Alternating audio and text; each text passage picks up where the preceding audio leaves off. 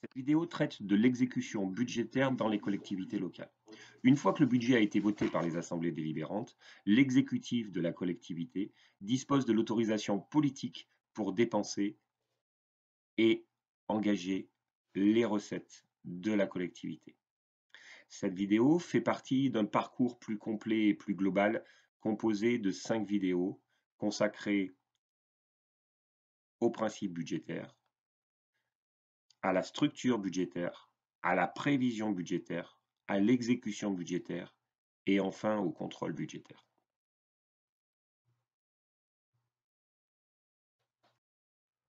Après avoir vu quelles étaient les différentes phases d'exécution comptable, aussi bien pour les dépenses que pour les recettes, nous allons un peu plus rentrer dans les détails des spécificités de l'exécution des dépenses.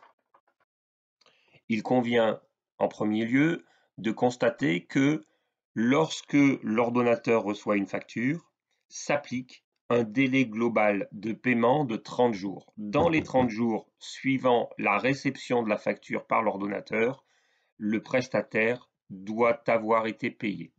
Ces 30 jours se décomposent en 20 jours donnés à l'ordonnateur pour émettre le mandat et 10 jours donnés au comptable public pour procéder au contrôle de régularité. En cas de dépassement du délai global de paiement, normalement, juridiquement, la collectivité doit payer des intérêts moratoires à son fournisseur, même si le fournisseur ne les demande pas. C'est une mesure d'ordre public. C'est à l'ordonnateur de payer les intérêts moratoires, même si le dépassement, il est lié à un dépassement de délai du comptable public. L'ordonnateur paye le prestataire les intérêts moratoires et peut se retourner dans un deuxième temps vers le comptable public pour se faire rembourser la part qui concerne au comptable public.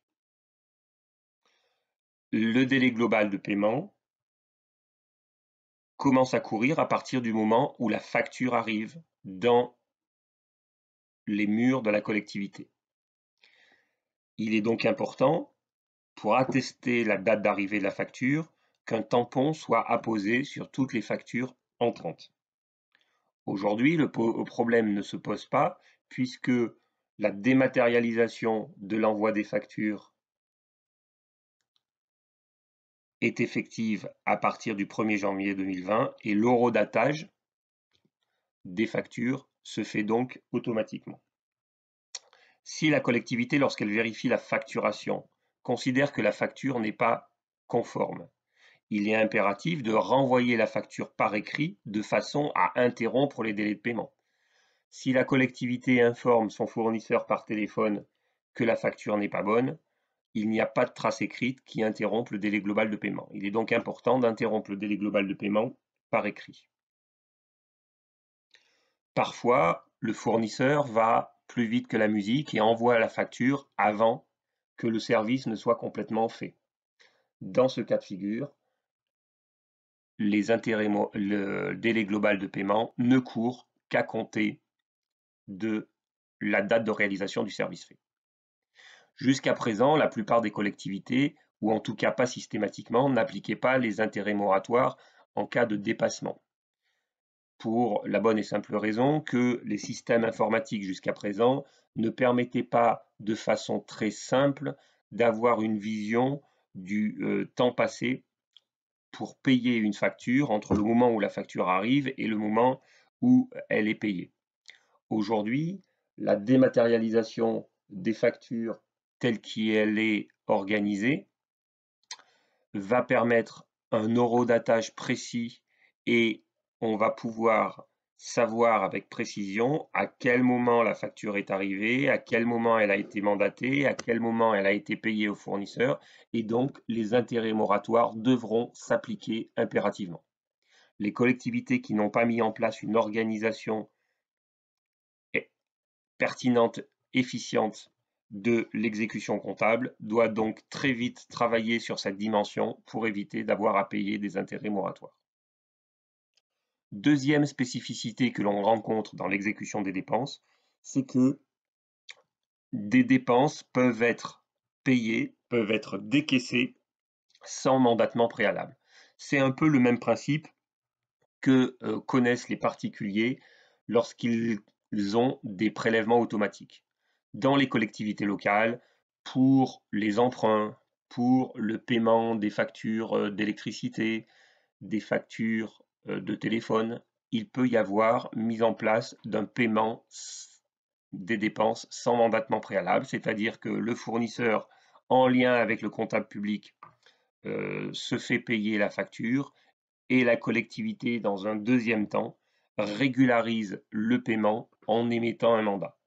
Dans la procédure normale, le mandat intervient d'abord et le paiement intervient ensuite.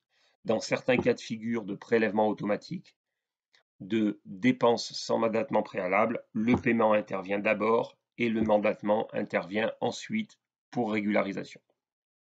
Troisième spécificité, c'est concerne les modalités modernes d'exécution des dépenses. L'enjeu pour les collectivités, c'est de pouvoir payer rapidement les fournisseurs. L'enjeu pour les collectivités, c'est de pouvoir diminuer le nombre de mandats, car le coût de traitement administratif d'un mandat n'est pas neutre. Plusieurs possibilités sont permises depuis quelques années par la réglementation. La carte achat permet, dans le cadre de l'exécution des marchés publics, de confier une carte à un agent de la collectivité. Cette carte permet des achats dans des fournisseurs, chez des fournisseurs bien qu'ils sont titulaires de marchés publics avec la collectivité. Ces fournisseurs sont bien répertoriés. La collectivité va acheter chez son fournisseur, utilise la carte. La carte trace les achats informatiquement. Le fournisseur est payé par une banque. Il n'a pas donc à supporter des délais de paiement. Il est immédiatement payé.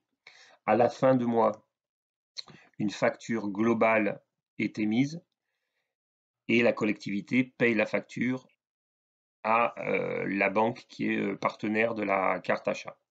Cette carte achat a plusieurs intérêts. D'abord, le fournisseur est payé plus rapidement. Ensuite, la collectivité, elle n'a pas à faire de multiples mandats tout au long du mois pour des petites sommes. Elle a un mandat récapitulatif en fin de mois.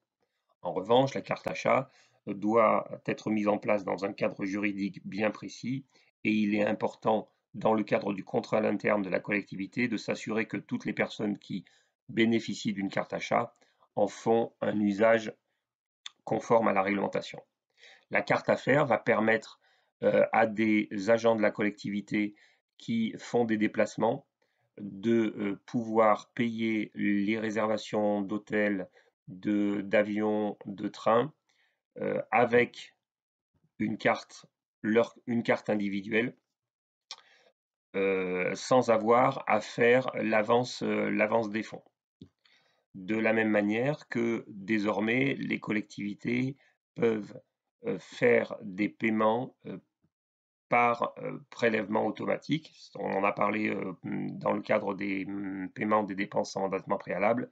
Et enfin, dans le cadre des dématérialisations des marchés publics et des dépenses, des dispositifs numériques sont mis en place pour faciliter les dépenses et faire en sorte que les délais de paiement soient les plus courts possibles et que les fournisseurs soient payés le plus rapidement possible.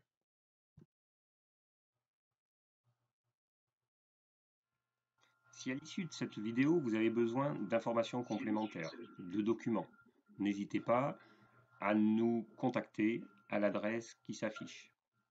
De la même façon, Finance Territoriale a digitalisé l'ensemble des formations inscrites à son catalogue.